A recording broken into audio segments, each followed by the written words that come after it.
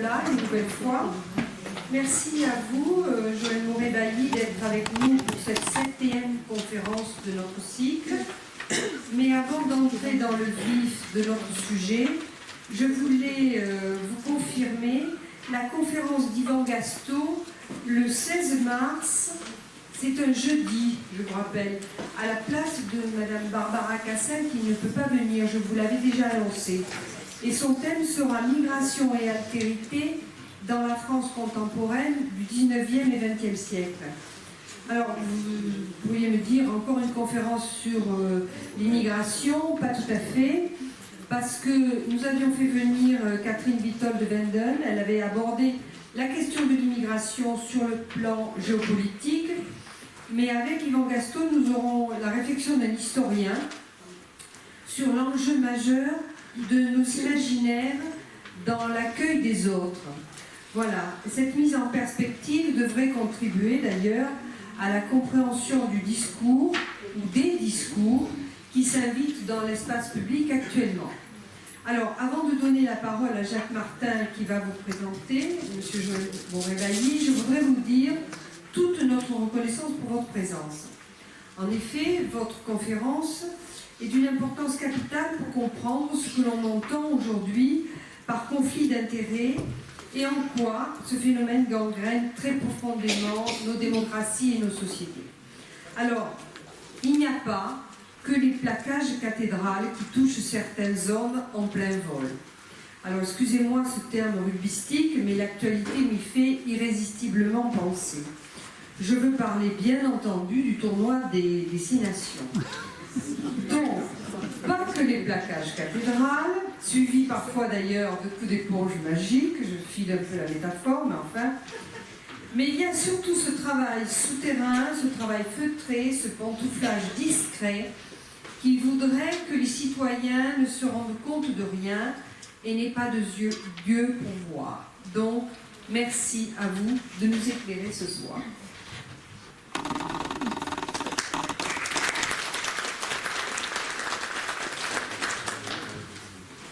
Vous êtes professeur de droit privé et de sciences criminelles à l'Université de Saint-Étienne, spécialiste en droit de la santé et droit des professions, ainsi que plus largement dans le droit des régulations internes. Votre parcours de recherche vous a amené à privilégier successivement différentes questions: déontologie, responsabilité professionnelle, organisation des professions, droit disciplinaire, conflit d'intérêts, et enfin éthique et responsabilité sociale de l'entreprise. Ces recherches ont également donné lieu à des déclinaisons en théorie philosophie du droit à propos des cadres d'analyse mobilisés, pluralisme et pragmatisme juridique. Vous gardez en ce qui concerne votre activité d'enseignant une appétence particulière pour le droit pénal et les matières théoriques, méthode, théorie philosophie, sociologie du droit. Vous enseignez également différentes matières de droit civil ainsi que le droit de la santé. Vous avez par ailleurs fait partie du comité d'éthique de la Haute Autorité de la Santé. Vous avez publié de nombreux ouvrages, je cite en particulier Les conflits d'intérêts et Les institutions disciplinaires, mission de recherche, droit et justice, Les déontologies, presse universitaire d'Aix. Vous êtes le co-auteur avec Laurence Sialom, économiste, et Hélène Ruiz-Fabry, directrice du Max Planck Institut au Luxembourg et spécialiste de droit public, du rapport de Terra Nova, Les conflits d'intérêts, nouvelles frontières de la démocratie, paru le 3 février, c'est-à-dire son actualité. C'est l'objet de la conférence de ce soir. Le point de départ de ces réflexions sur les conflits d'intérêts a été motivé par le constat que certaines situations de conflits d'intérêts alimentaient la défiance envers différentes institutions, voire envers les élites, du fait de l'impression d'un entre-soi. Or, une telle défiance est notamment de nature à ruiner les institutions démocratiques qui ne paraissent plus dès lors au service de l'intérêt général. Elle peut en outre alimenter toutes les formes de populisme, on l'a vu avec l'élection de Trump. Avant de vous donner la parole, il me semble intéressant de vous demander ce que vous pensez de la modification des délais de prescription. La réforme est passée pour le profane pratiquement inaperçue, mais les règles de la prescription ont été modifiées pour les délits économiques et financiers. L'article controversé fait partie d'un texte plus vaste, adopté par le Parlement, qui double les délais de prescription pour les crimes et délits, ce qui est logique. Il prévoit que les délits économiques, abus de biens sociaux, abus de confiance, prise illégale d'intérêt, ne pourront plus être poursuivis au-delà de 12 ans après la commission des faits. Une limite dans le temps qui n'existait pas jusque-là pour ces dossiers. À titre d'exemple, si la loi en vigueur avait quand elle éclatait les emplois présumés fictifs des époux Fillon, ou de l'épouse Fillon, une partie de ce dossier qui éclabousse le candidat de la droite à la présidentielle aurait échappé à la justice parce que prescrite de 1998 à 2005. Qu'en est-il de la prescription aujourd'hui? Je vous laisse la parole. Bon, pour commencer, bonjour et merci de m'accueillir. Je suis toujours ravi de venir dans cette partie de la France où j'ai quelques souvenirs sur l'eau et au fond de l'eau.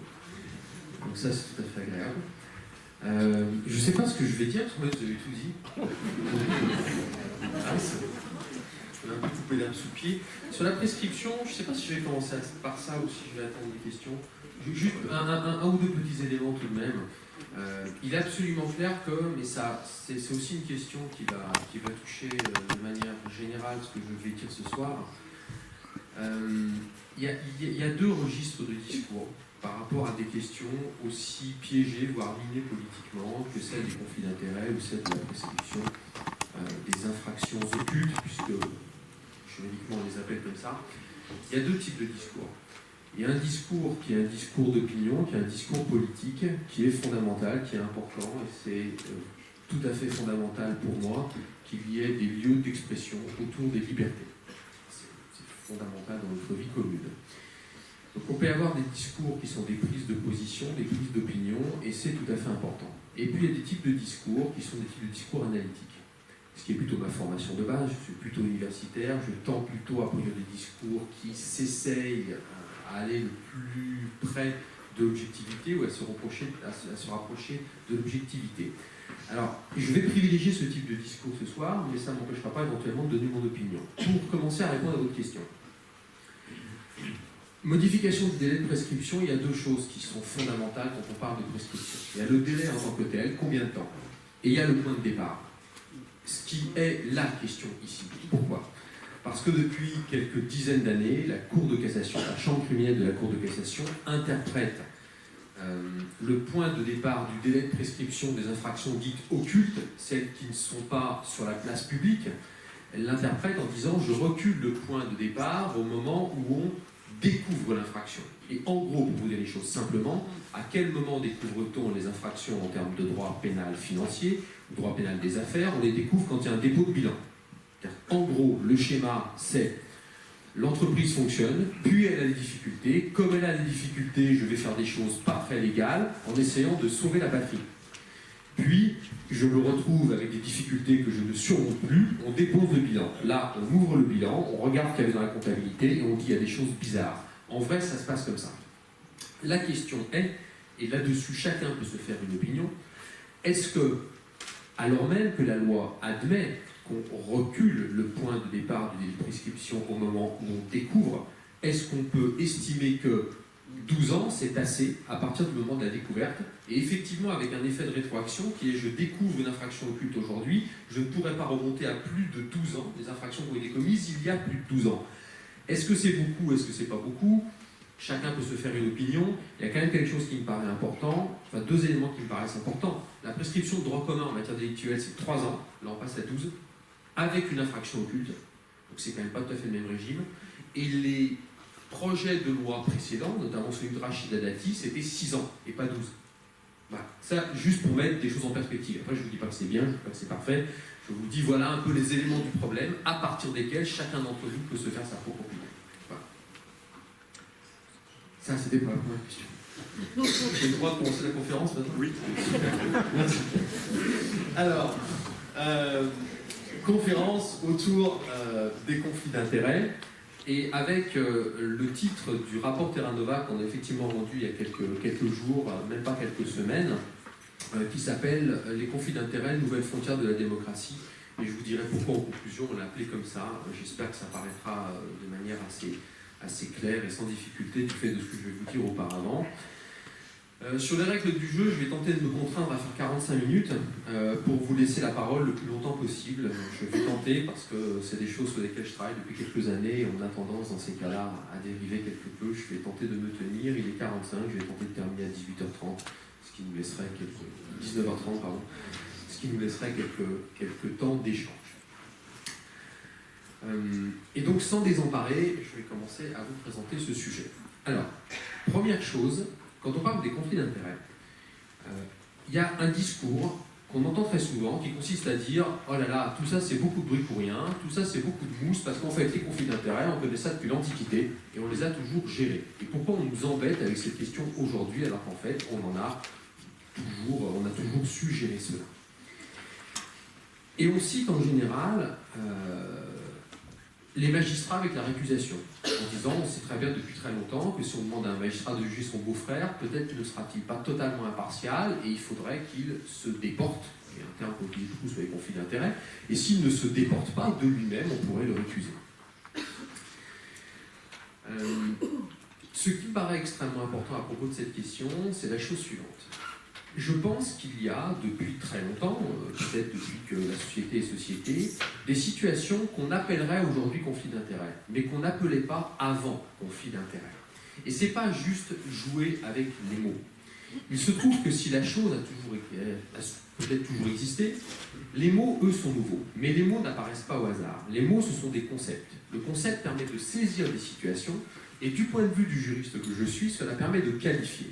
Un juriste, il fait quoi? Il vous dit, il s'est passé des choses dans le monde, j'ai mes catégories intellectuelles de juriste, je peux poser ma catégorie là-dessus. Une fois que j'ai posé ma catégorie intellectuelle là-dessus, je peux appliquer le régime juridique lié à la notion juridique.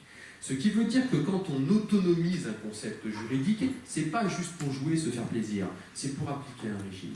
Et aujourd'hui, ce que je peux vous dire, c'est qu'il y a un régime qui est en train de se construire, qui est très largement construit, pour savoir ce qu'on fait des conflits d'intérêts.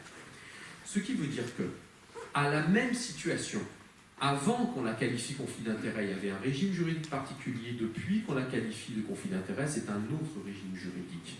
Donc il ne faut pas se limiter en disant « le monde est ce qu'il est et ces situations ont toujours existé ». Certes, et alors? Ça ne suffit pas. Les situations ont peut-être toujours existé. Le concept, lui, est plus récent. Et ce concept amène un certain nombre de conséquences que je vous détaillerai tout à l'heure. Donc ça me paraît totalement fondamental. Donc ce n'est pas rien, ce n'est pas un écran de fumée, ce n'est pas juste jouer avec les mots de parler de conflit d'intérêts. Ça a des conséquences sur les situations des personnes elles-mêmes. Et je vous donnerai un certain nombre d'exemples. Pour faire un petit peu l'histoire du concept,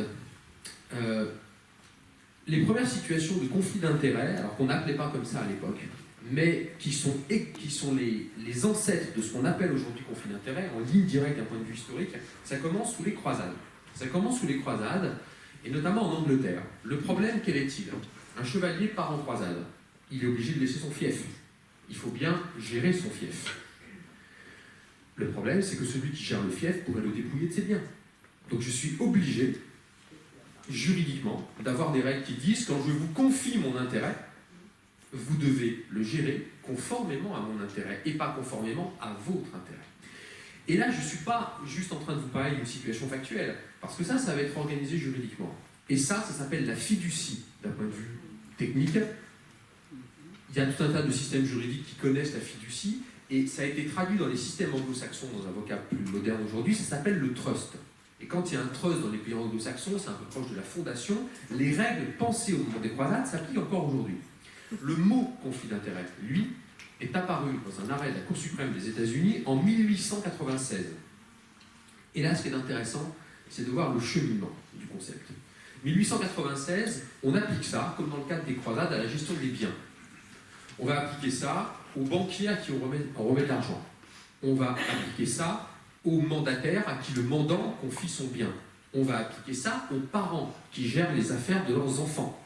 Donc dès que c'est du droit des biens, on va appliquer ce concept de conflit d'intérêt et on peut agir en justice contre le trustee, celui à qui on a confié l'argent, pour lui dire « vous n'avez pas respecté vos obligations, notamment de loyauté, vis-à-vis de mes intérêts ». Donc on commence à le penser là-dedans. Puis, dans les années 20-30, on va appliquer le concept de conflit d'intérêt dans l'administration aux États-Unis, en disant « mais le fonctionnaire, on lui remet l'intérêt général entre les mains ». On passe par une théorie qui est la théorie de l'agence, que les économistes ont développée justement pour les situations dans lesquelles on gère les intérêts d'autrui.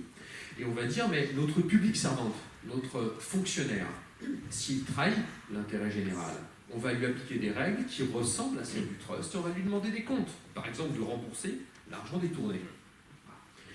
Donc il y a une extension. Puis, dans les années 60-70, on va faire un saut magistral qui va avoir des conséquences en France, c'est-à-dire qu'on va appliquer les conflits d'intérêts à une relation qui n'était pas du tout concernée, qui est la relation de santé. On va dire, mais en fait, le patient, il remet ses intérêts entre les mains du médecin, et on peut penser la relation médicale aussi, sur certaines questions techniques, avec des règles qui sont parallèles à celles du conflit d'intérêts, qui ne sont pas les mêmes en termes techniques, mais qui ont le même contenu. Et donc on va appliquer le conflit d'intérêts au monde de la santé. En quoi c'est intéressant pour nous? C'est intéressant pour nous parce que le conflit d'intérêts en France, il s'est étendu de manière considérable à partir des questions de santé, à partir de l'expertise en santé, on va dire au début des années 2000, et avec un coup d'accélérateur considérable du fait du scandale du Mediator. Et en France, le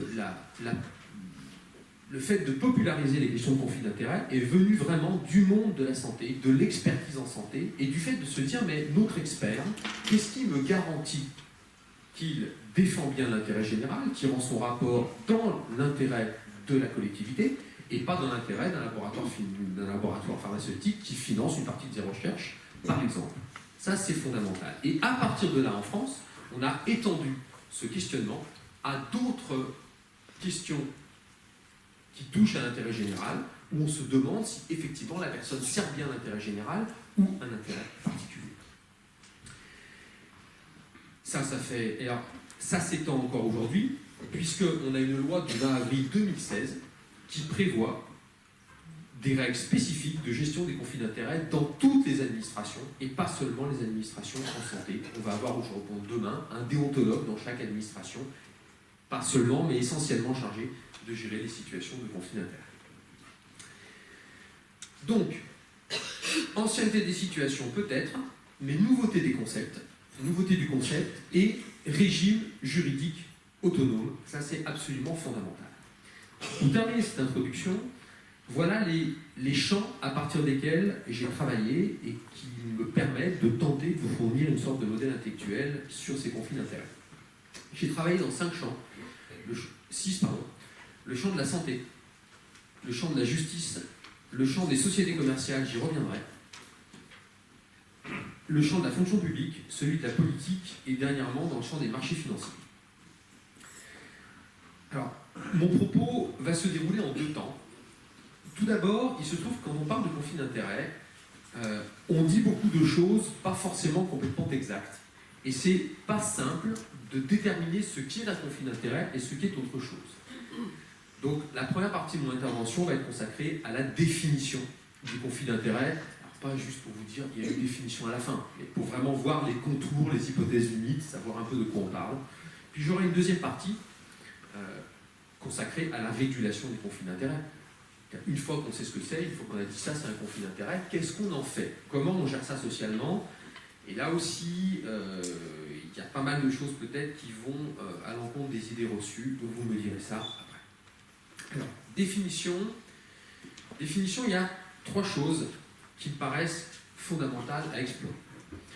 C'est assez rare du point de vue du droit, mais quand on parle de la définition des conflits d'intérêts, on est obligé, on ne peut pas faire autrement, on est obligé de parler de valeur. Le droit en général, il met ça un peu sous le poisson, c'est technique. Là, dans les conflits d'intérêts, dans les définitions, on est obligé de parler de valeur, et je vais vous dire pourquoi. Et puis, on essaiera de voir de quelle valeur on parle. Ensuite, je vous parlerai des intérêts. Quels sont les intérêts qu'on met dans les différentes hypothèses de conflit d'intérêts. Puis je vous parlerai des conflits. C'est quoi en fait un conflit? Il y aura 2-3 éléments en termes de conclusion. Valeurs pour commencer. Quand on prend les définitions des conflits d'intérêts, quels que soient les secteurs sociaux, on fait référence à des valeurs. Par exemple, les premières règles sur les conflits d'intérêts des experts en santé, qui datent de 1993 mais qui étaient peu mises en œuvre jusqu'en 2000, parlent d'atteinte à l'indépendance. On disait le conflit d'intérêts, c'est l'atteinte à l'indépendance de l'expert. Un expert, pour aller vite, doit se déporter quand un intérêt porte atteinte à son indépendance. C'est vraiment ce qu'il y avait dans les textes. Aujourd'hui, je vous passe le détail de l'évolution des 15 dernières années. Aujourd'hui, on n'utilise plus beaucoup ce mot indépendance. On utilise plutôt les mots impartialité et impartialité et loyauté il y a encore 3-4 ans. Et aujourd'hui, c'est le mot loyauté qui est quasiment en train de s'imposer de partout. Alors pourquoi indépendance au départ? Pourquoi indépendance? Parce qu'en fait, les conflits d'intérêts, pendant très longtemps, renvoyaient dans le monde de la santé, puisque c'est parti de là, à une question déontologique. Quand on disait à un professionnel, mais votre expertise là, elle est objective, il vous disait, attendez, moi déontologiquement, article 5 de mon code de déontologie, qui est un décret en Conseil d'État, je suis indépendant. Donc la question c'est celle de mon indépendance. Est-ce que je suis indépendant de tout intérêt? Très bien. On est parti de ça. Sauf que, on s'est rendu compte, débat intellectuel pendant des années, on s'est rendu compte qu'en fait, cette indépendance, elle n'était jamais qu'un moyen au service d'une fin, qui est la défense, je reste dans les experts dans la sphère publique, un moyen au service de l'impartialité. On veut qu'un expert, et plus largement aujourd'hui un fonctionnaire, soit indépendant pour qu'il puisse être impartial. L'administration doit être impartiale, elle ne doit pas être partiale. Si vous êtes dépendant, vous êtes partial. Donc vous devez être indépendant pour être impartial. Donc aujourd'hui dans les textes, on a tendance à moins parler d'indépendance, à ne plus parler d'indépendance, ou à dire indépendance et impartialité. Voilà. Mais ce qu'il faut retenir, me semble-t-il, c'est l'indépendance. Et puis, dans la sphère privée, on parlait plutôt de loyauté. Je vous confie mes intérêts, moi, actionnaire, à vous, directeur général de l'entreprise, vous devez défendre mes intérêts. Vous devez être loyal. Alors pourquoi vous devez être loyal? Parce que là aussi, droit anglo-saxon. Droit anglo-saxon, l'obligation de loyauté, on la connaît très bien. Et dans le monde des grandes entreprises, évidemment, les concepts circulent avec une domination des concepts anglo-saxons. Donc le concept qui s'est imposé dans le privé, c'est plutôt la loyauté. Mais on pouvait l'utiliser ailleurs. Par exemple, un avocat. Vous confiez vos intérêts à un avocat. Un deuxième client potentiel vient le voir, lui confie ses intérêts, sauf que les intérêts des deux clients sont contradictoires. Que fait l'avocat? C'est simple, c'est écrit dans sa règle déontologique. L'avocat, il dit, je refuse le deuxième, ou j'abandonne le premier, je prends le deuxième. Délicat, parce que vous savez tellement de choses sur le premier que est-ce que vous pourrez vraiment, etc.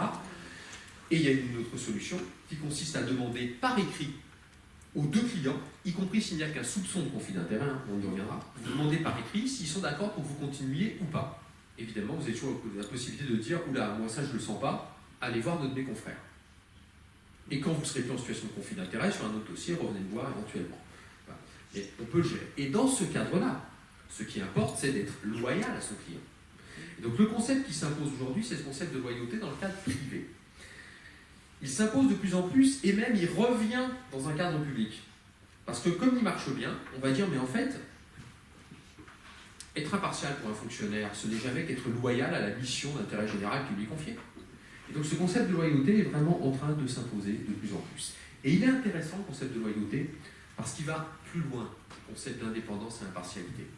Indépendance et impartialité, c'est je ne suis pas partial, je ne suis pas dépendant. Être loyal, c'est autre chose. Être loyal, c'est plus actif, c'est vous allez dans le sens, vous êtes investi d'eux.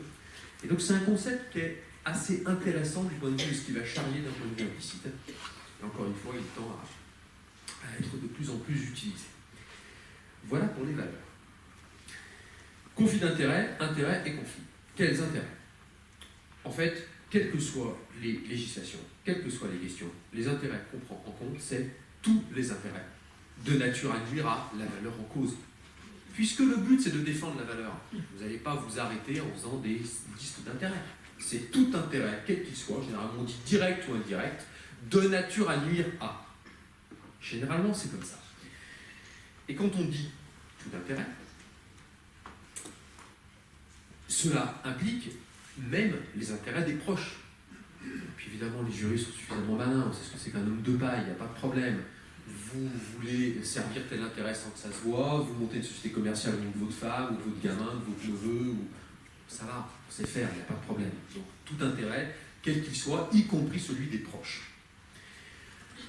Alors, il y a une petite subtilité aujourd'hui dans un cadre public, qui est quand on fait des déclarations d'intérêt, on y reviendra, on reproduit en général la partie de la déclaration d'intérêt qui concerne la personne, mais pas celle de ses proches. Et celle de ses proches, on grise et on dit l'administration a contrôlé, il y a des intérêts ou il n'y en a pas, et tout ça est sous contrôle. C'est le Conseil constitutionnel qui a arbitré ça en disant, certes, il y a la lutte contre les conflits d'intérêts, mais il y a aussi le respect de la vie privée, article 9 du Code civil. Donc aujourd'hui, on est plutôt là-dessus. Mais en tout cas, ce n'est pas parce qu'ils ne sont pas accessibles qu'ils ne sont pas utilisables pour qualifier une situation de conflit d'intérêts. Il se trouve que, du point de vue des intérêts, alors je vous ai beaucoup dit que notre réflexion elle vient pas mal des États-Unis. En ce qui concerne les intérêts, il se trouve qu'en France, on est beaucoup plus large qu'aux États-Unis. Aux États-Unis, les conflits d'intérêts, c'est conflits d'intérêts financiers. C'est argent. Si c'est pas argent, pas conflit d'intérêts. En France, on dit, ah, ça peut être affectif, ça peut être un intérêt de carrière, ça peut être tout un tas de choses. On se pose des questions en matière de santé pour savoir si un vrai engagement politique pourrait être à un moment donné un conflit d'intérêts, tellement il est important. Exemple, des personnes qui sont engagées absolument contre l'avortement, est-ce qu'on peut les mettre dans un groupe de travail sur l'évaluation de l'avortement? En France, on va dire, là quand même, ça va un peu loin, c'est un peu délicat, peut-être que ça serait un intérêt tel moyen d'application. Aux États-Unis, il n'en est pas question. C'est l'argent ou pas. Point final. Donc là, on n'est pas en retard, on serait plutôt en avance. La dernière discussion que j'ai eue avec les vice-présidents d'Harvard et du MIT, c'était votre idée n'est pas si bête, on va peut-être monter un groupe de travail pour réfléchir. On va voir ça. Peut-être que ça change politiquement en ce moment. Les universités américaines sont un peu indépendantes, elles ont de l'argent, donc elles ont un peu plus de liberté. L'argent, ça rend quand même autonome, on a beau tourner dans tous les sens. Quand même une certaine liberté. Voilà pour les intérêts. Dernière chose, alors ça, je pense que c'est une bombe à retardement. Pendant très longtemps, quand on parlait des conflits d'intérêts en matière publique, on disait que le conflit d'intérêts, c'est l'intérêt public qui pourra être dévié, pour aller vite, je vais approfondir, par un intérêt privé. Sauf que dans la loi d'avril, il y a un truc incroyable, qui est qu'on vous dit qu'un fonctionnaire est en conflit d'intérêt si, au lieu de servir l'intérêt qu'il est censé servir, il peut être soupçonné ou il peut servir un autre intérêt, public ou privé, que celui qu'il est amené à servir. Ce qui me paraît extrêmement intelligent. Je fais pas mal de droit de la santé.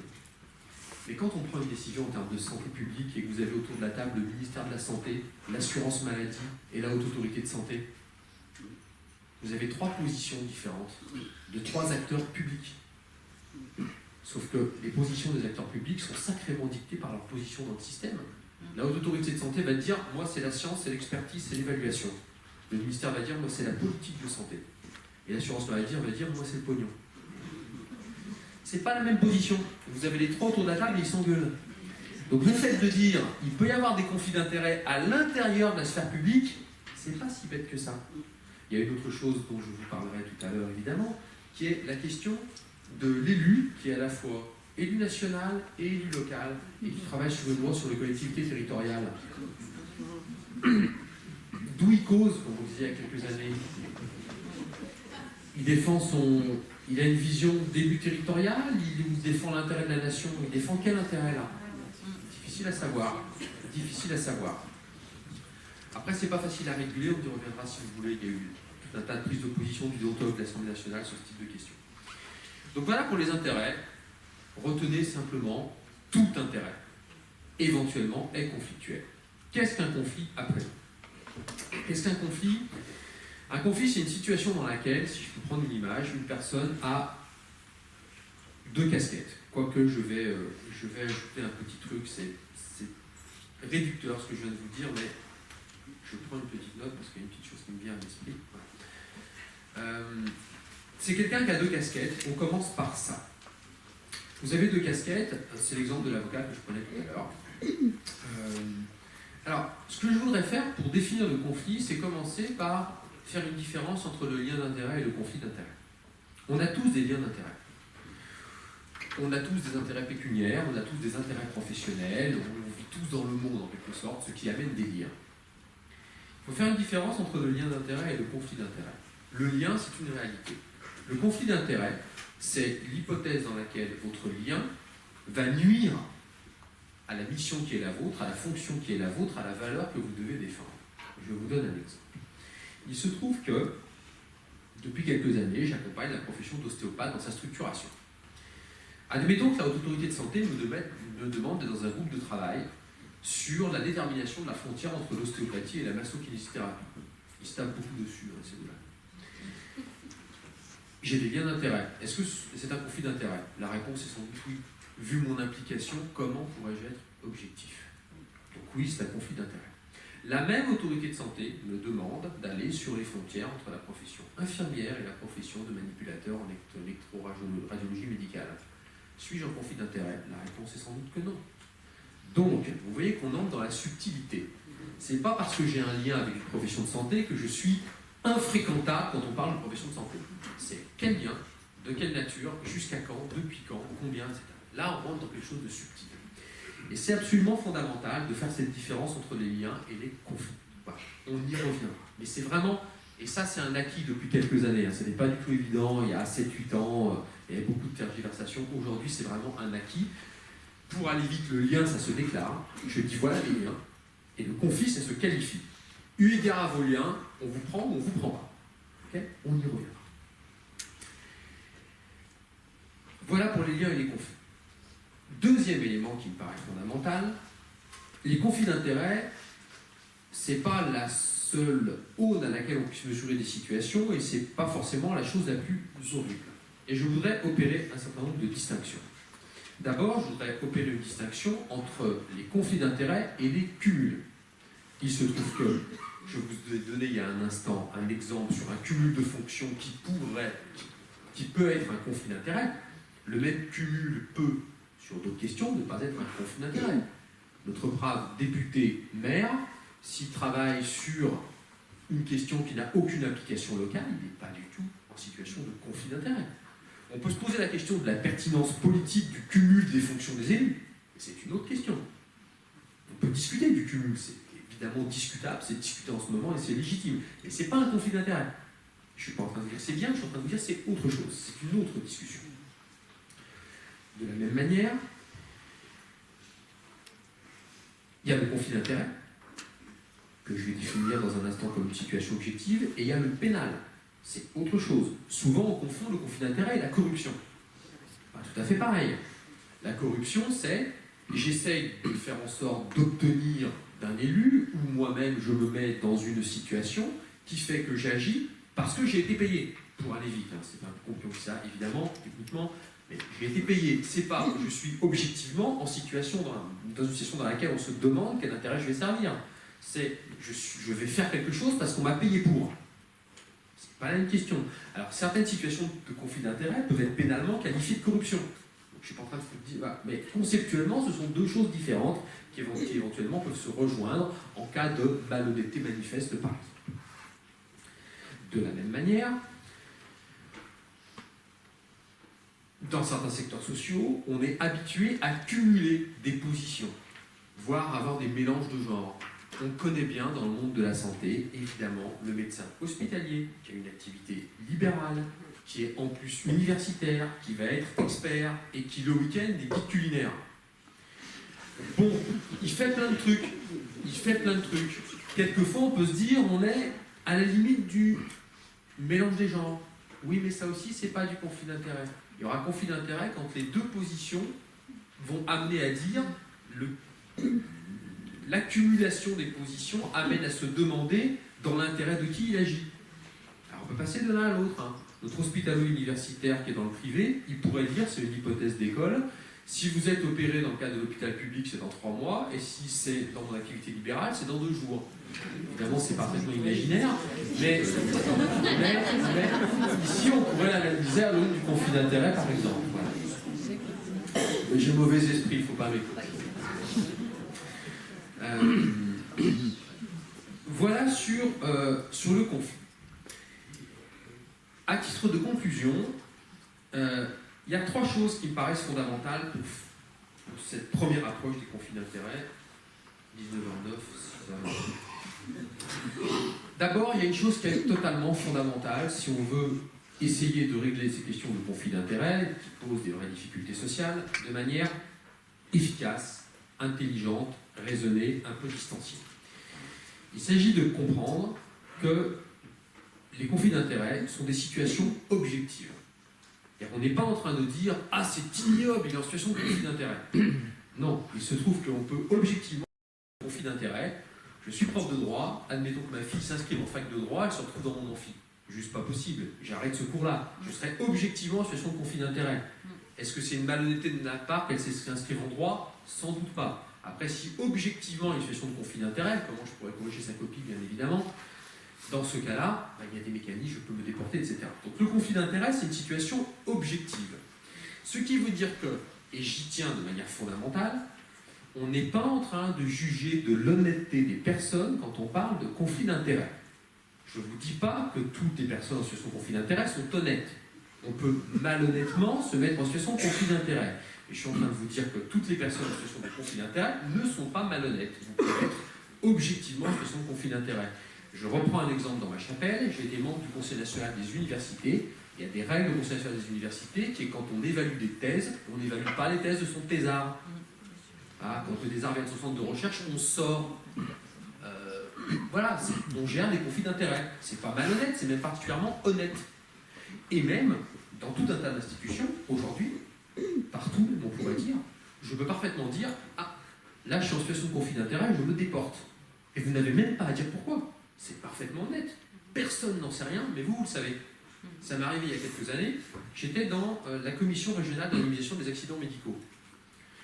Et il se trouve que j'ai un problème avec les noms patronymiques, je ne les retiens pas, je m'en fous complètement, ce qui m'intéresse, c'est les situations objectives, etc. Les dossiers passent, je prends un dossier. Je regarde les dossiers, j'instruis mon truc, etc. Et puis au moment où on ouvre la séance, donc au moment même où la personne rentre dans la salle, je vois le médecin en cause qui rentre, la personne qui avait accouché ma femme, avec qui j'avais eu très bon rapport. Je n'avais pas du tout vu. Il dit, stop, monsieur le président, permettre de sortir, je me déporte de cette affaire. Personne ne m'a demandé pourquoi, j'aurais pu me taire, rien dire, etc. Bon voilà, donc le conflit d'intérêt, ça peut être au contraire une manifestation, si vous me le passez, éventuellement d'honnêteté. Voilà. Donc il faut vraiment séparer les deux choses. Ensuite, il me semble qu'il y a un intérêt quand même fondamental à cette question des conflits d'intérêts aujourd'hui et ce qui va peut-être amener une transition avec la régulation. En quoi poser la question des conflits d'intérêts aujourd'hui est-elle importante? De mon point de vue, la question des conflits d'intérêts oblige à poser 2 autres questions. Premièrement, on est obligé de reposer la question de la fonction sociale des différents acteurs dont on peut se demander s'ils sont en situation de conflit d'intérêt. Conflit d'intérêt, c'est dire, mais en fait, quel intérêt devez-vous servir d'abord? Donc, quelle est votre fonction sociale? Pourquoi êtes-vous là? Donc, on reprend des relations sociales qui peuvent avoir été instituées il y a 1 siècle, 2 siècles, 50 ans, 20 ans, qui ont évolué. Et puis, vous savez comment ça se passe en pratique. Il y a un cas marginal qui fait qu'on se pose une question, puis on dérive, et puis il y a la facilité du quotidien. Et puis au bout de 20 ans ou 30 ans, on ne sait plus pourquoi on est là, en fait. On fait 12 trucs à la fois. Là, non, attendez. Pourquoi vous êtes là? Quel est l'intérêt que vous devez servir? Qu'est-ce qui est prioritaire dans votre action? Qu'est-ce qui se passe avant tout? Ça me paraît fondamental, parce que c'est une machine à faire un ménage incroyable dans des relations sociales qui, encore une fois, pas malhonnêtement, ont évolué et ne savent plus trop où elles sont. Et ça nous arrive quasiment à tous dans un monde compliqué, où on a 50 cases de tous les côtés, où ça se bureaucratise, où il y a des impératifs économiques, des impératifs moraux de l'autre côté. Souvent on se demande, mais en fait, je suis en train de faire quoi? Ça, ces conflits d'intérêts, c'est une machine à reposer ces questions et à reclarifier les choses, faire une chose toute simple, comme chacun son métier, des vachement bien gardé. À quoi vous servez, pourquoi vous êtes là? Donc ça me paraît extrêmement important. Comme machinerie à revisiter un certain nombre de questions sociales.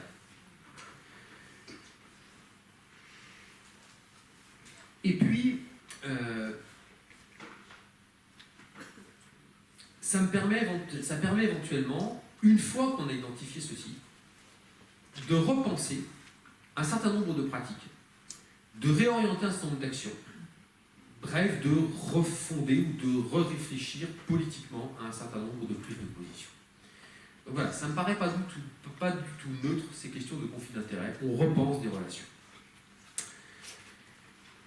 Repenser des relations, ça veut dire aussi traiter des conflits d'intérêts, puisque ça va nous renvoyer aux valeurs, ce qui m'amène au deuxième point de ma présentation, les régulations des conflits d'intérêts. Régulation des conflits d'intérêts, là je vais m'appuyer, je me suis plutôt appuyé sur la première partie, sur le bouquin de 2014. Là sur les régulations, je vais plutôt m'appuyer sur le rapport Terranova, Nouvelles frontières de la démocratie. Dans ce rapport, on est trois, hein, je ne suis pas tout seul, on a fait ça. Dans ce rapport, petit mot sur le rapport, pardon. Il est sorti il y a quelques semaines. En gros, il est sorti un vendredi. On devait être au 12e ou 13e jour de l'affaire Fillon. C'était pas fait pour. On était dessus depuis 2014. On a bossé 2 ans. On a entendu 12 personnes. On a pris notre temps pour l'écrire. On était 3 disciplines différentes. Il a fallu 6 mois pour commencer à se comprendre, à s'apprivoiser, etc. Donc, c'était pas fait pour.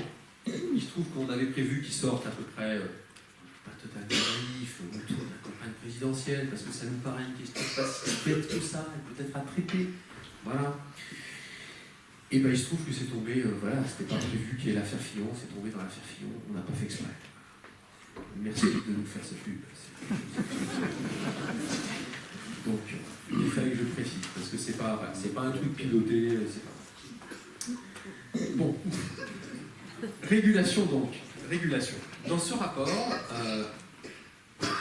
on s'est dit qu'en fait, la façon dont on régule les conflits d'intérêts, la plus ou moins grande tolérance qu'on peut avoir vis-à-vis des conflits, parce qu'on ne peut pas tous les éliminer, et on aura toujours, qu'est-ce qu'on en fait, etc., venait en fait du risque social que le conflit d'intérêts faisait courir. Si un conflit d'intérêts fait courir un risque social qui est la destruction du secteur social dont on parle, il faut être totalement intransigeant. Et là, il y a une façon très claire de jouer le conflit d'intérêts, c'est l'incompatibilité. Il y a 2 choses qu'on ne peut pas faire à la fois. Si vous êtes magistrat, vous n'êtes pas avocat en même temps. C'est simple comme histoire. Et là, on a 2 exemples qui nous paraissent extrêmement clairs sur lesquels je vais venir. Ensuite, et ça concerne l'immense majorité des situations de conflit d'intérêts. Aujourd'hui, ce qui paraît fondamental, c'est avoir une grande vigilance vis-à-vis de ces situations, parce qu'elles corrompent un système. Une grande vigilance, mais une régulation fine. Il ne s'agit pas de jouer au Robespierre en disant le conflit d'intérêt est intolérable, c'est une injure, et dès qu'on dit conflit d'intérêt, les gens giclent.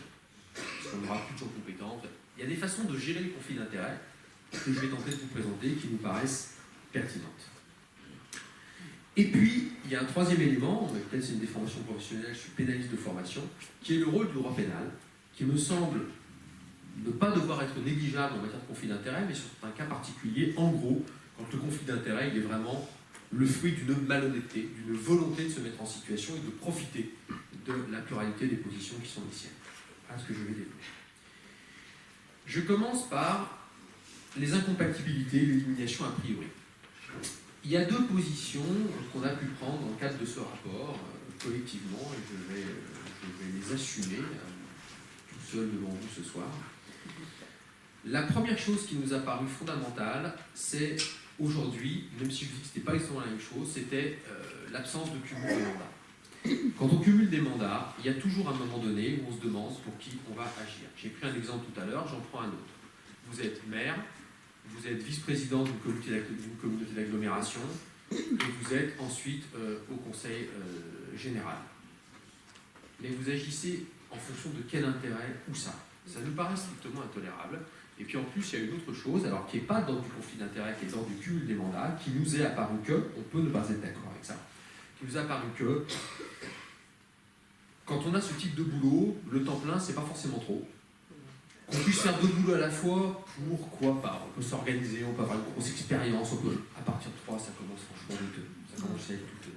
Et puis soyons clairs, et ça c'est une prise de position, je suis plus au même niveau de discours, c'est une prise de position en quelque sorte politique, quoique peut-être informée, dans un pays dans lequel il y a 20% des personnes qui n'ont pas de boulot, soit qui sont au chômage, soit qui sont au RMI, il y en a qui cumulent, c'est juste plus tolérable. Et plus tolérable, je ne suis pas en train de dire qu'en vrai ça ne veut pas marcher, mais symboliquement, c'est pas possible. Symboliquement, c'est pas possible. Et effectivement, l'analyse qu'on a pu en fournir, c'est que c'est l'un des nombreux ferments du populisme qui se développe à l'heure actuelle. Et il y a des choses à régler. Sinon, on est sur un système de tous pourris, sur un système de « ils s'approprient les biens symboliques, les biens matériels ». C'est juste, aujourd'hui, c'est plus tolérable si on veut, je ne vais pas dire sauver cette démocratie, mais si on veut faire en sorte qu'un certain nombre de ces pans ne partent pas à volo. Donc ça, c'est une prise de position politique qui n'est pas de l'ordre de l'analyse que j'ai faite jusqu'à présent. Voilà. Mais ça a dicté notre prise de position. Donc ça, incompatibilité, ça nous paraît clair. Et incompatibilité de deux manières. Incompatibilité diachronique et synchronique, donc synchronique en même temps, on ne cumule pas, et même incompatibilité dans le temps. C'est-à-dire deux mandats successifs, sans doute, parce que ça permet de fruits d'expérience, etc. Au-delà de deux, on arrête, quoi. On laisse la place, on fait un appel d'air. Et il y a une autre chose à laquelle, à titre personnel, je tiens beaucoup, c'est le tuilage. En fait, quand vous prenez une assemblée et que vous la renouvelez intégralement, vous perdez l'expérience, vous perdez ce qui s'est fait avant. Le tuilage, ça me paraît intéressant. Alors, c'est pas le grand soir avec le changement de majorité d'un coup, etc. Mais vous dites, à mi-mandat, il y a élection. Et donc, ceux qui sont encore là, on prend un mandat de 5 ans, au bout de 6 ans, parce que c'est plus pratique en termes de calendrier, 6 ans, au bout de 3 ans, on renouvelle à moitié. Tout le monde fera 6 ans. Mais à chaque fois, tous les 3 ans, on aura le temps de se mettre dans le mandat et de profiter de ce que les autres ont fait et de prendre le relais, y compris de dire mais ça va pas du tout, on change de truc. Voilà, moi je crois beaucoup à ça. Et si effectivement on est sur un non-cumul, à un moment donné, il faut quand même assurer la pérennité. Ça sert à quelque chose des députés qui sont là pendant 30 ans. Ça fait une mémoire d'institution. C'est fondamental la mémoire d'institution. Il y a peut-être d'autres moyens de le faire que des gens qui restent là à vie. Voilà. Et puis ça permettra un renouvellement des élites. J'y reviens. On a aussi pris position dans le rapport. C'était fait avant, je vous prie de me croire, c'est tombé comme ça. On disait il faut arrêter qu'on puisse employer les membres de sa famille. On l'avait écrit avant, on est désolé. Alors là aussi c'est une position qui est la suivante, qui est une position que je vais qualifier de rationnelle au visage de ce que symboliquement ça produit. Évidemment, on peut avoir un conjoint ultra compétent. Évidemment, quand on vient du fin fond du Massif central, ça peut être sympa d'avoir son conjoint hyper compétent avec soi à Paris et qu'on ne soit pas séparés parce qu'on est député. Évidemment. Sauf que symboliquement, c'est incompréhensible aujourd'hui. Symboliquement, ça fait penser à une pratique qu'on connaît bien depuis le XVIe siècle, qui a été inventée par l'Église catholique. Ça s'appelle le népotisme. Je nomme mon neveu. Évidemment, le neveu, hein, c'est l'enfant. Hein. Évidemment, on l'appelle neveu parce qu'on n'est pas censé en avoir. Mais évidemment, avantager les membres de sa famille, moralement, c'est pas ce qu'on trouve de plus merveilleux. Voilà, donc stop. Voilà. La politique, c'est aussi du symbolique. D'un point de vue symbolique, c'est plus acceptable au moment où on en est aujourd'hui. Donc on a pris cette position. Il ne s'agit pas de dire tous les conjoints de parlementaires sont des incompétents qui se payent sur la bête. C'est pas ça.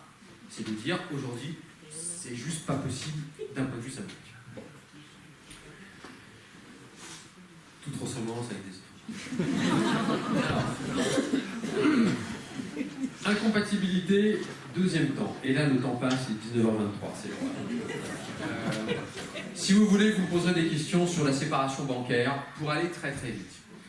Lors de la crise de 29, aux États-Unis, on a analysé la crise de 29 comme un conflit d'intérêts. Pourquoi? On disait les banques d'investissement, celles qui jouent en bourse, ont prêté de l'argent aux clients pour que les clients investissent en bourse pour pouvoir jouer avec l'argent des clients. Ça, c'est du conflit d'intérêts. Ce qui a amené Roosevelt à dire dans le cadre du New Deal, on sépare les banques d'affaires, les banques d'investissement et les banques de dépôt. C'était pensé. En 1980, Reagan dit non, pas du tout. Pas d'entrave au libéralisme. Si les gens savent faire, s'ils peuvent faire, ils font, ils développent, et économiquement, c'est stupide de séparer. Donc, on rassemble à nouveau. Il se trouve que, fait tout à fait marquant, évidemment, l'Europe a suivi ensuite, etc. En France, c'est Bérégovoy qui le fait en 83. La fin de la séparation bancaire. Il se trouve qu'en 2007, on n'a pas du tout les mêmes analyses qu'en 1929. Personne ne parle de conflit d'intérêt. Enfin, personne, si, quelques-uns, mais très rares, parle de conflit d'intérêts pour expliquer la crise de 2007, alors qu'on pourrait dire qu'aux États-Unis, les banques d'affaires ont prêté prêté par le biais des emprunts immobiliers à des personnes qui n'avaient pas les moyens de tout ça. Et on peut analyser ça à l'aune des conflits d'intérêts. Quel intérêt servaient-ils ces banquiers? Le leur ou ceux de leurs clients? Si ce n'est pas ceux de leurs clients, il y a un problème et c'est un conflit d'intérêts. Donc ça, on a pris position pour la séparation bancaire en disant ça fait le lit des futures crises financières. Voilà. Et il y a des analyses assez sérieuses là-dessus. Je ne suis pas le plus compétent pour le dire. Il y a des très très bons passages que je comprends à moitié dans le rapport. Deuxième élément, la vigilance, la régulation fine. Je vais aller très très vite. On sait aujourd'hui gérer les conflits d'intérêts. On sait faire, on sait les réguler. Il y a tout un tas de techniques. Il y en a plus d'une dizaine, donc on sait faire. Je vais aller très vite. Première technique, l'information sur les liens, la transparence. Évidemment, les liens d'intérêt doivent être dits. Et ça va jusqu'aux déclarations de patrimoine des différents candidats. Quand j'interviens pour un intérêt autre que le mien, je dis quels sont mes intérêts. Si je suis dans la fonction publique, à un certain niveau évidemment, je vais dire voilà mes liens, ça permet éventuellement de savoir si on confie un dossier ou pas. Aujourd'hui, dans les juridictions, il y a un entretien déontologique quand un magistrat prend son poste. Il va voir son chef de juridiction, le chef de juridiction lui dit alors quels sont vos intérêts? Vous faites quoi dans la vie? Évidemment, on ne va pas le mettre à un endroit où devrait se déporter une affaire sur deux. On va le mettre ailleurs. Ça, on sait faire. Deuxièmement, peut-être j'aurais dû le mettre à la fin, mais bon, pas grave, le développement d'une culture des conflits d'intérêts. Si je suis obligé de dire ce que je vous dis ce soir, c'est parce que ce n'est pas encore acquis cette culture.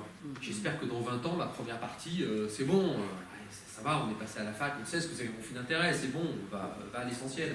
Non, on est obligé quand même de dire ça. Ça veut dire que la culture des conflits d'intérêts, elle n'est pas encore là. Et encore aujourd'hui, on a l'impression que j'ai un lien, donc je suis en conflit, donc je ne peux rien faire, donc je sors.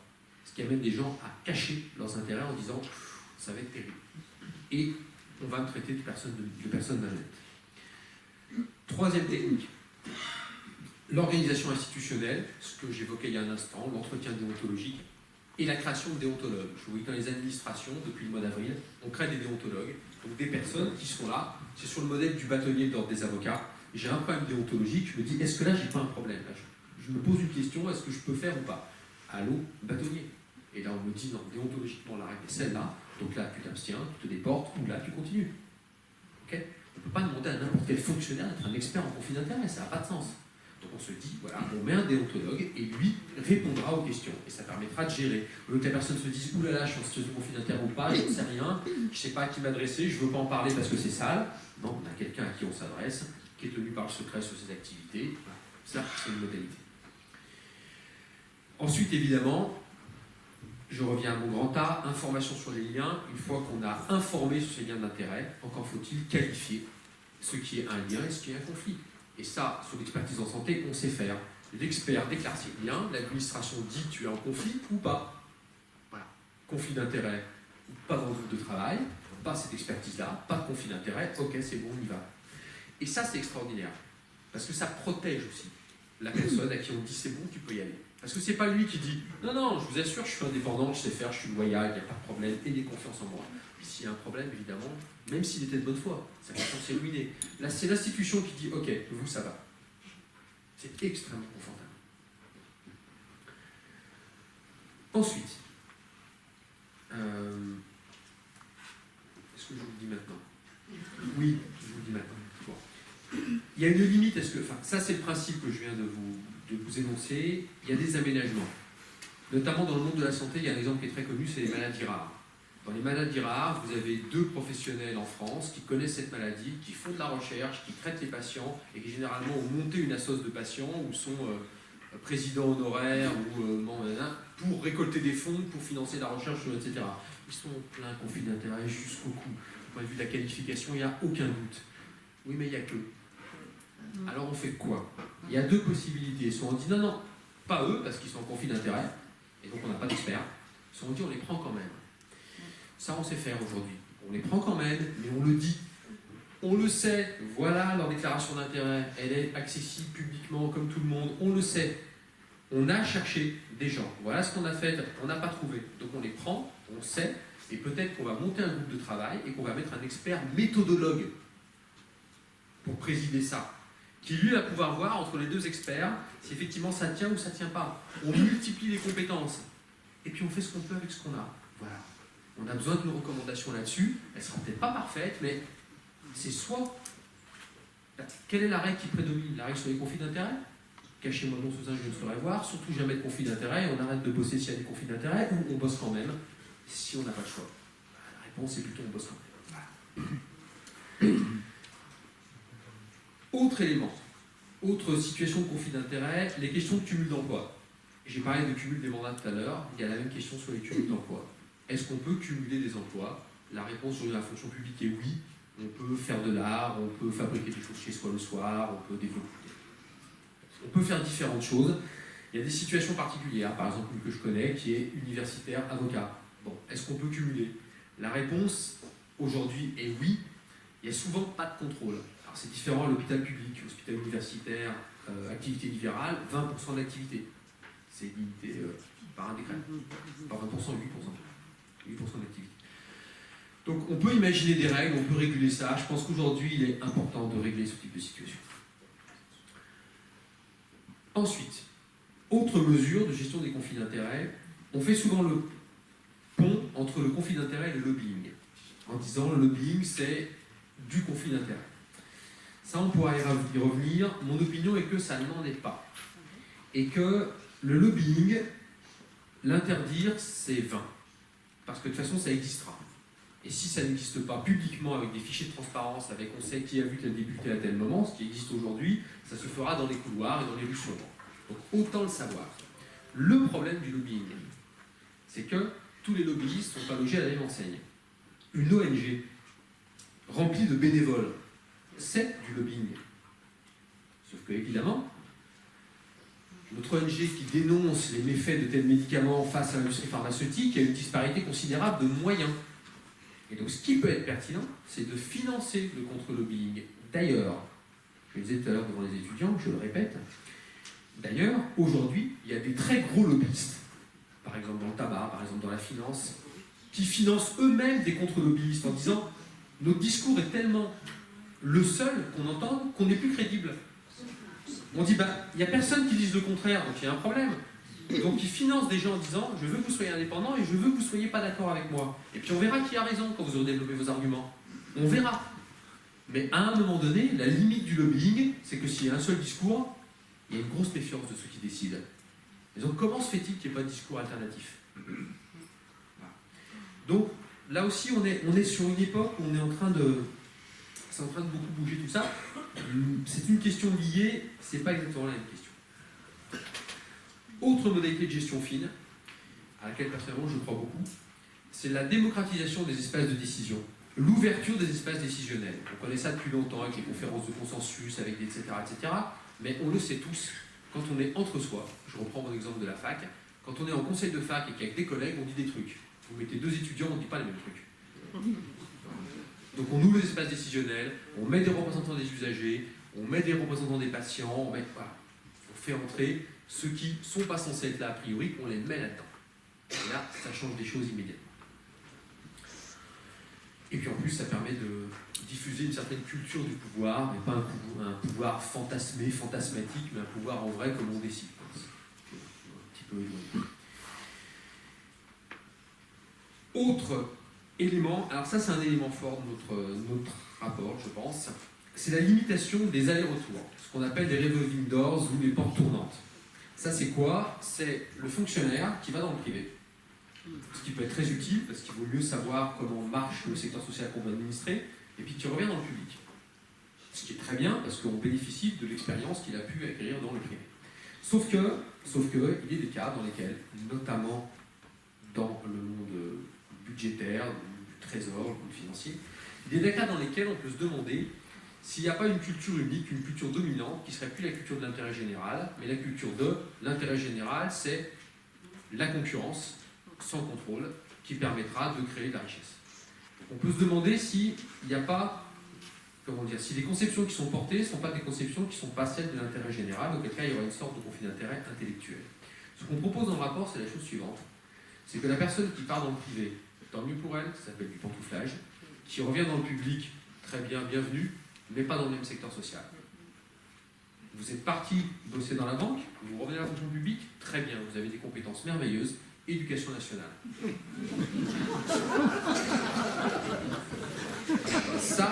Et le contraire, évidemment. Et le contraire, évidemment. Si on fait le contraire, on va développer les dictats. Donc, ça, c'est une proposition qui me paraît relativement intéressante. Et puis des délais de viduité. La personne qui est partie au bout de 5 ans, par exemple, je ne sais plus le temps qu'on a mis dans le rapport, au bout de 5 ans, elle ne peut plus revenir. Elle a fait un choix de carrière, à un moment donné, on arrête. Et puis, dernier élément, le contrôle ex post. Aujourd'hui, il y a une faiblesse dans beaucoup de régulations des conflits d'intérêts. On vous contrôle avant, on vous contrôle pendant, on ne vous contrôle pas après. J'avais aucun conflit d'intérêt en entrant, aucun conflit d'intérêt pendant toute ma participation à telle institution. Et puis il se trouve que 3 mois après avoir quitté mes fonctions, j'ai une magnifique embauche chez quelqu'un que je contrôlais.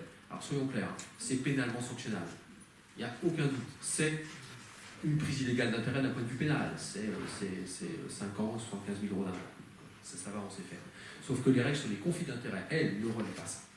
Et donc il faudrait peut-être dire que quand on quitte certaines fonctions, pendant 1 an ou 2 ans, on doit continuer à mettre à jour sa déclaration d'intérêt et on vérifie qu'il n'y a pas eu un loup au moment de toute activité. Ça nous paraît un trou qu'il faudrait combler. C'est assez facile techniquement. Je termine par le rôle du droit pénal. Je n'aurais pas fait 45 minutes, mais j'aurais fait moins d'une. Je termine par le rôle du droit pénal. À quoi sert le droit pénal? Le droit pénal a une fonction essentiellement symbolique. Punir un voleur, ça ne sert à rien pour le voleur lui-même. Donc c'est pas fait pour lui. La punition, elle est faite pour le reste de la société. On dit au reste de la société, il y a des valeurs, et quand vous les violez, vous êtes puni. C'est fondamental. Il n'y a pas de société dans laquelle il n'y a pas de droit pénal. Et si vous n'avez pas de sanction pénale de comportement qui viole des valeurs communes, ça veut dire qu'en fait, il n'y a pas de valeur commune, puisqu'il n'y a pas de sanction.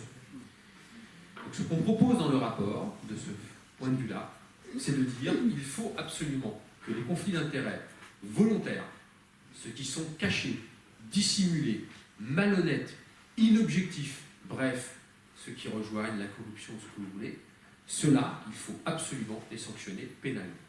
On a tout ce qu'il faut. Dans le secteur privé, ça s'appelle de l'abus de bien social. Dans le secteur public, ça s'appelle de la prise illégale d'intérêt. Vous ne respectez pas les règles sur la déclaration, il y a du faux. Faites-moi confiance, pénalement, on a tout. Ce qui manque, c'est des possibilités techniques de mise en œuvre procédurale, c'est des volontés de parquet de poursuivre. Il semble fort qu'il y ait un parquet au moins national et qu'il y ait un F derrière qui se saisisse de ce type de questions aujourd'hui, mais il nous paraît fondamental de le faire. Là encore, c'est toujours nouvelle frontière de la démocratie. Il ne s'agit pas de dire tapons sur les gens en situation de conflit d'intérêt parce qu'ils sont malhonnêtes. Ce n'est pas la question. Il s'agit de dire, s'il n'y a pas ce rappel à la norme commune et le pénal est fait pour ça, on se retrouve dans une situation dans laquelle on dit il y a une justice à 2 vitesses, il y a des gens qui cumulent, qui profitent et d'autres qui souffrent. Et évidemment, ce n'est pas comme ça qu'on fait société. On fait société quand on partage quelque chose. Le pénal, ça me paraît paradoxal, c'est d'abord un partage de valeurs. De ce point de vue-là, il me semble que le pénal doit être présent dans la régulation des conflits d'intérêts. Encore une fois, les plus graves, malhonnêtes, etc. etc. Cela, il faut les régler par pénal, ce qui n'est pas forcément le cas des autres, qui sont incompatibilité ou régulation fine. Conclusion de cette trop longue intervention. Conclusion, nouvelle frontière de la démocratie. Pourquoi? Pour moi, ça désigne 2 choses. Tout d'abord, il me semble que, du point de vue de nos mécanismes démocratiques renvoyant en partie à l'état de droit, d'après la définition de l'ONU, ça me paraît assez intéressant d'aller un peu plus loin dans la transparence des élus, dans la participation des citoyens aux espaces décisionnels, la participation au pouvoir au sens large. Et puis, si on admet que le conflit d'intérêts, c'est avoir 2 casquettes à la fois, le fait de dire eh ben, vous ne pouvez pas en avoir 2 à la fois, vous n'en avez qu'une. Ça veut dire qu'on va redistribuer les casquettes. Et ça veut dire que, ipso facto, on organise un appel d'air pour renouveler, pour élargir ceux qui sont en position décisionnelle, pour ne pas dire en situation de pouvoir dans cette société. Plus le pouvoir se partage, à mon sens, mieux on se porte. Merci de votre attention.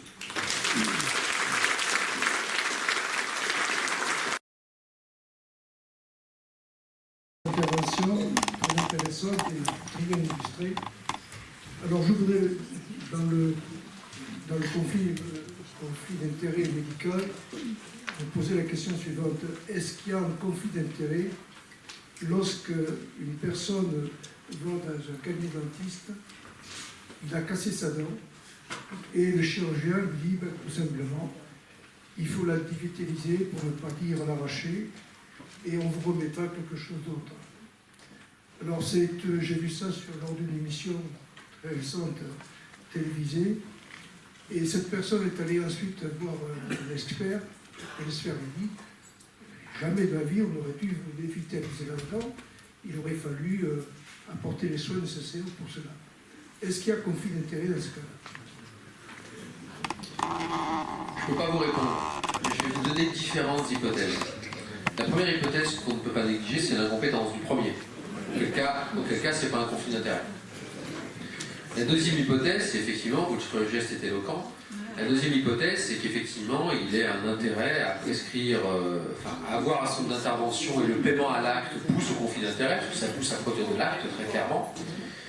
Il y a des analyses, notamment au droit comparé, sur les systèmes de paiement à l'aune des conflits d'intérêt, donc ça on pourrait l'imaginer, voire on pourrait imaginer que le professionnel à la fin de l'année se voit récompensé par le fournisseur de tel dispositif médical parce qu'il l'a pas mal prescrit. Auquel cas, certes, c'est du conflit d'intérêt, mais ça serait aussi également de l'escroquerie en bande organisée, avec recel. Et complicité. Ici.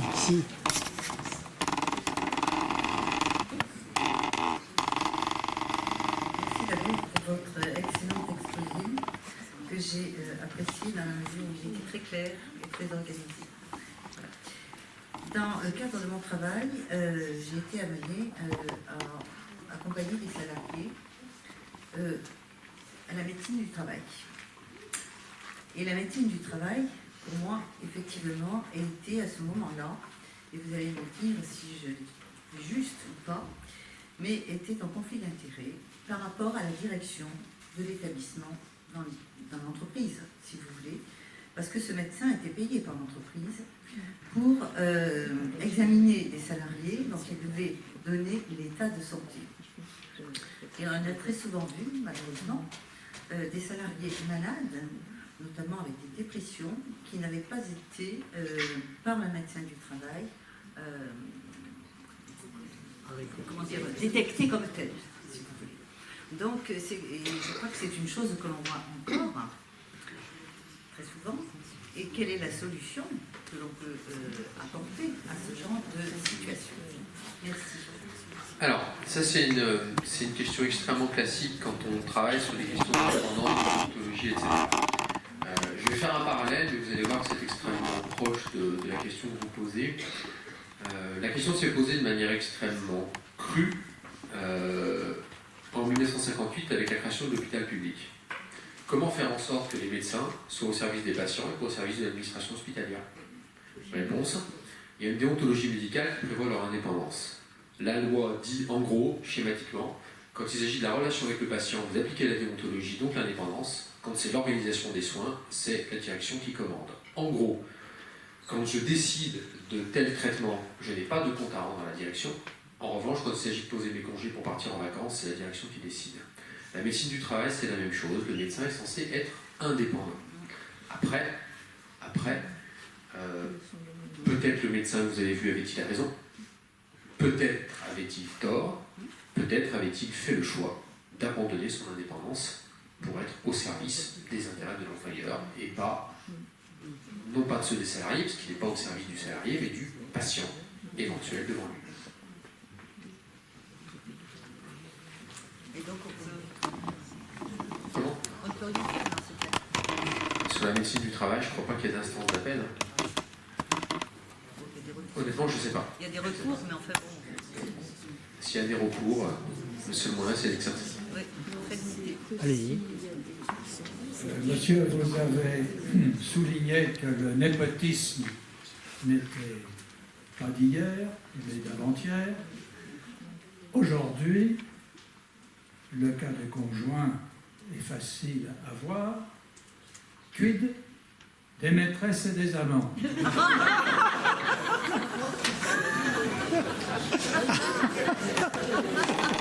Dans toute régulation juridique, il y a une limite.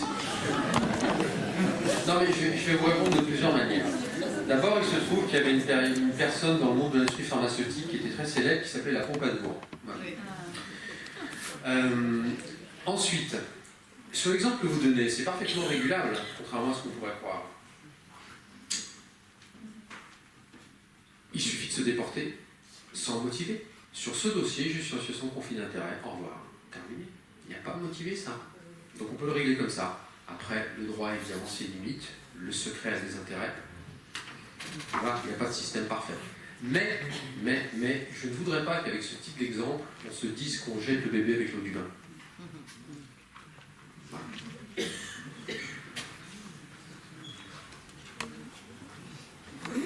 suis une citoyenne vivant en démocratie, je comprends très bien les recherches que vous effectuez, mais néanmoins, je voudrais vous poser Plus près. Oui, je suis une citoyenne vivante en démocratie, très intéressée par les recherches que vous effectuez, et je voudrais vous poser 2 questions. Dans votre titre, je voudrais savoir le sens que vous donnez au mot frontière. Ah, alors Nouvelle Frontière, c'est très simplement une référence au Far West. C'est vraiment un nouveau terrain à conquérir. Voilà, l'idée c'est ça. L'intérêt doit être organisé parce que ça nous permettra d'approfondir la démocratie. Voilà.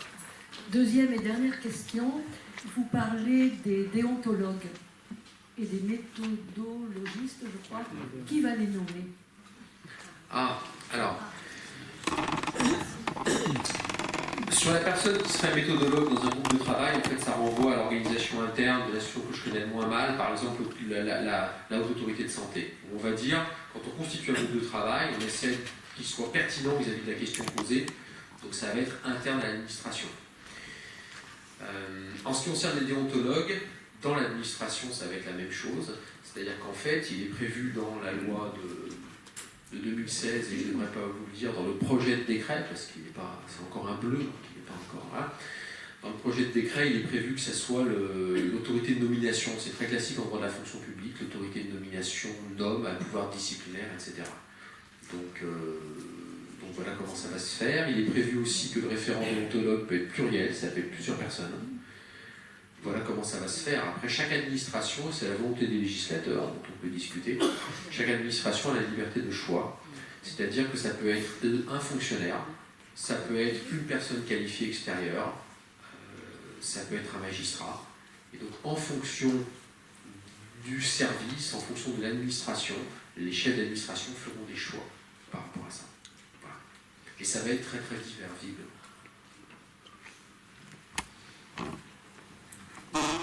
Oui, ici. Merci de votre présentation extrêmement claire sur un sujet encore un peu compliqué, pour moi en tout cas. On voit bien la question des conflits d'intérêts individuellement parlant. Il y a un aspect institutionnel qui m'apparaît un peu moins clair. Je voudrais prendre l'exemple que tout le monde connaît ici de l'histoire du barrage de Sivens, sur lequel il y avait eu la mort de Rémi Fraisse, où on a dit, parfois probablement plus rapidement, que beaucoup de gens étaient en conflit d'intérêts. Je rappelle, maîtrise d'ouvrage, c'est-à-dire celui qui payait, c'est le Conseil général du Tarn, maîtrise d'œuvre,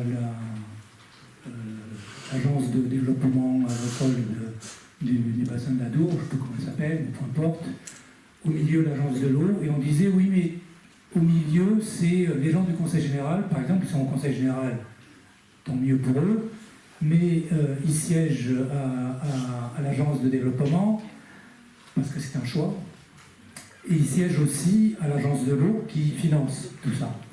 Donc, est-ce que là, il y a un aspect de conflit d'intérêts institutionnel? Parce que ça pose des problèmes de gestion démocratique.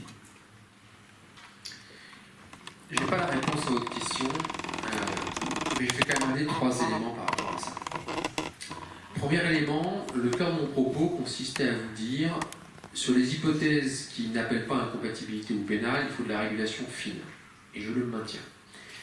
Après, il y a 2 pistes. Je ne connais pas assez le dossier, en quelque sorte, pour vous répondre de manière complètement précise. Mais sur le plan des principes, je maintiens ce que je vous ai dit tout à l'heure, c'est-à-dire, petit 1, les conflits d'intérêts institutionnels, ça me paraît surgir aujourd'hui, parce que justement, dans le cadre de l'intérêt public, on prévoit des conflits d'intérêts entre intérêts publics. Et ce que vous évoquez illustre ça. Et ça me paraît effectivement relativement intéressant. Après, encore faut-il que les intérêts soient divergents. Là, maîtrise d'ouvrage, maîtrise d'œuvre, oui, ça diverge. Objectivement, ça diverge. Si ce sont les mêmes personnes, on peut aussi le régler par ce biais-là. La personne peut dire, mais je prends un parallèle par rapport à la justice. Si vous êtes procureur de la République que vous poursuivez, vous ne jugez pas après. Donc si je suis dans la maîtrise d'œuvre, dans la maîtrise d'ouvrage, je ne peux pas en même temps siéger aux côtés du financeur, puisque j'ai intérêt à ce qu'il finance. Donc voilà, il y a des biais il y a des possibilités pour régler ça. Après, je ne peux pas vous dire, voilà ce qu'on aurait dû faire. Mais ça pose effectivement des questions aujourd'hui. Et ce qui est assez important en termes de mise en perspective, c'est qu'il y a 20 ans, ça ne posait aucune question à personne. Oui, bonjour. J'ai beaucoup apprécié vos propositions, en particulier dans les services publics, l'entrée de déontologie. Bien sûr. Ça, c'est la loi, hein, c'est pas une proposition. Oui, oui. Du moins ce que vous en avez dit. Votre explication sur le recours au pénal, je pense en particulier, dans ces conflits d'intérêts, au rôle de la presse. Je pense qu'effectivement, il y a beaucoup à dire sur la presse et la protection nécessaire aujourd'hui où elle a été malmenée, aussi bien en France qu'aux États-Unis, sur la protection nécessaire de la presse qui est révélateur aussi des conflits d'intérêts. Je vous rejoins.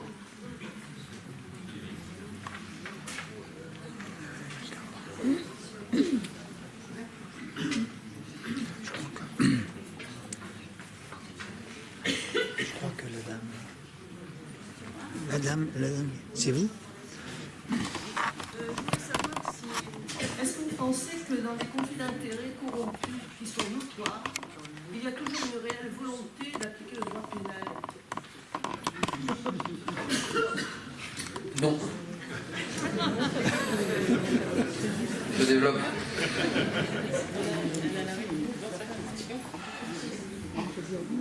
Mais ma réponse aurait pu être non, vous avez tort. Non, vous avez raison, il n'y a pas cette volonté-là. Alors, je vais essayer de vous l'expliquer encore une fois, parce que j'aime pas être sur une logique de dénonciation et de chasse aux sorcières. Ce qui généralement est parfaitement inefficace. Une fois qu'on a brûlé la sorcière, on continue comme si de rien n'était, puis au bout d'un moment on en brûle une deuxième. Ça ne sert strictement à rien. Ce qui me paraît fondamental pour comprendre ça, c'est les différentes logiques qui sont à l'œuvre. Les conflits d'intérêts se développent. Prenons l'hypothèse de la sphère publique, puisque visiblement c'est ça qui était l'implicite de votre question. La culture de l'administration française, elle n'est absolument pas pénale. Pourquoi ? Quand on a un problème, on essaie de le régler en interne. Et la logique de l'administration, elle est hiérarchique. Il se trouve que les fonctionnaires français ne connaissent pas le pénal. Ils considèrent que c'est un truc de juristes qui ont fait la fac de droit et pas de gens qui ont fait les concours administratifs, les concours d'attachés, les IRA, voire les LA. Ils ne connaissent pas le pénal, ils ne l'ont jamais croisé dans leur formation. Et s'ils l'ont croisé, et qu'ils sont juristes, c'est des publicistes qui l'ont abandonné le plus rapidement possible. Ce qui amène une grande défiance vis-à-vis de ça. L'idée étant, mais qu'est-ce qu'ils vont faire? On ne sait même pas comment ils bossent ces pénalistes, on ne sait pas ce qui va arriver. Et puis vous savez bien, quand on parle de pénal, il y a une espèce de truc, il y a un peu de soufre, il n'y a pas de fumée sans feu. Donc on a l'impression que même quand on déclenche une action pénale, on est soi-même un peu coupable. Donc on n'a pas très envie de le faire. Le code de procédure pénale est extrêmement clair. Tout fonctionnaire qui constate une infraction doit transmettre PV sans délai au procureur de la République. Ça, c'est la règle. Article 40 du code de procédure pénale. D'ailleurs, on dit dans le jargon administratif faire un article 40. Et c'est une horreur. C'est-à-dire que généralement, ça ne se passe pas comme ça. Pourquoi? Outre la logique que je viens de vous décrire, vous avez dans la note 83 portant droit d'obligation des fonctionnaires un article 28 qui vous dit, quel que soit son rang dans la hiérarchie, le fonctionnaire obéit à l'ordre du supérieur hiérarchique, et je vous la fais brève, même illégal. Enfin, c'est même illégal, sauf si l'ordre est illégal de nature à compromettre gravement l'intérêt public. Bref. Le fonctionnaire, on peut lui dire par votre note de service, quand tu constates une infraction, tu n'appliques pas le code pénal, tu le transmets au supérieur hiérarchique et c'est lui qui gérera. Et c'est en général comme ça que ça se fait. Et c'est parfaitement conforme au droit, puisqu'on doit obéir à un ordre même illégal. Okay, en tant que fonctionnaire, on doit faire ça. Donc c'est comme ça que ça se passe. Donc oui, ça ne sort pas. D'où des propositions qu'on faisait dans le rapport en disant qu'il faut augmenter le rôle des parties civiles, et notamment des associations. Il faut permettre aux associations d'y aller. Et là, pour le coup, c'est pas l'administration, c'est la Cour de cassation qui, par rapport à ça, a une jurisprudence qui, par rapport, par exemple, à la corruption d'élus, considère que une association de citoyens ne peut se constituer partie civile contre l'élu, parce qu'elle n'a pas compétence pour agir.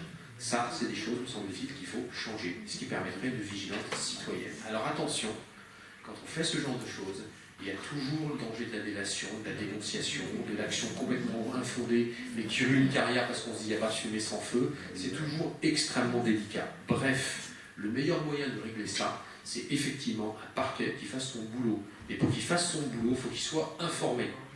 D'où le rôle de la presse.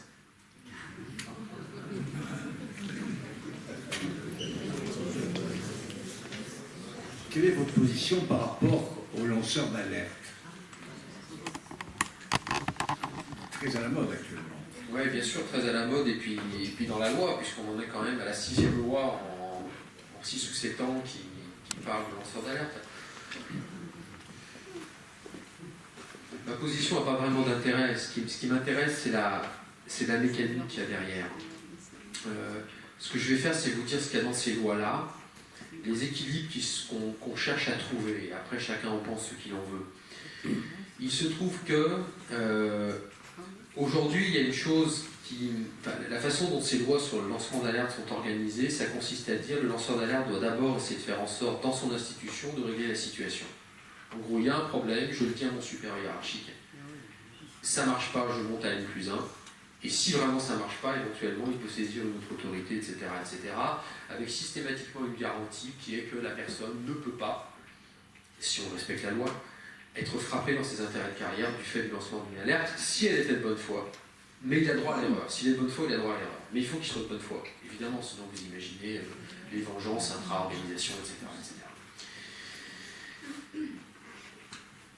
Ce qui est très embêtant, c'est qu'en général, on prévoit des sanctions pénales pour la personne qui agirait de mauvaise foi, mais pas de sanctions pénales pour l'entreprise qui sanctionnerait de mauvaise foi.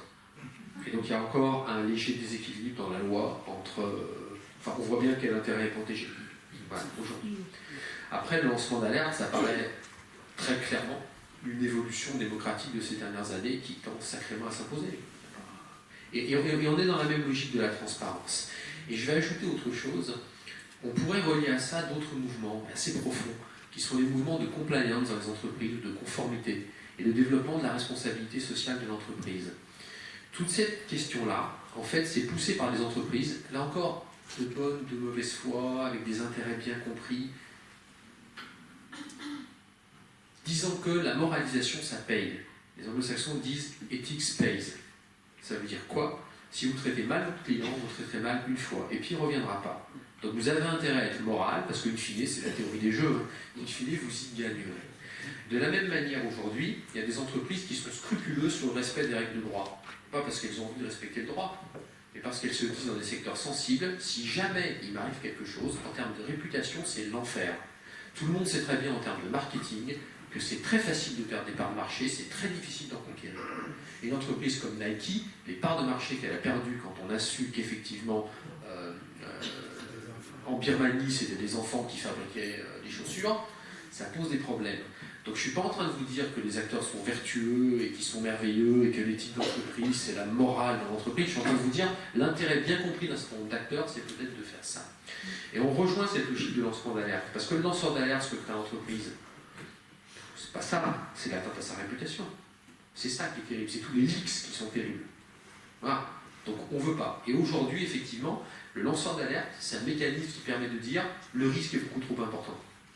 Vous imaginez, il suffit d'un mauvais coucheur dans une organisation avec 10 000 personnes pour que ça porte atteinte à votre réputation, c'est un risque qu'on ne veut pas prendre. On ne peut pas prendre ce risque. Alors qu'est-ce qu'on fait? Soit on fait régner la terreur pour que personne ne parle, puis on n'est jamais à l'abri du fou, qui n'a pas peur de toute façon, soit on dit, ok, contraint et forcé, je vais respecter les règles.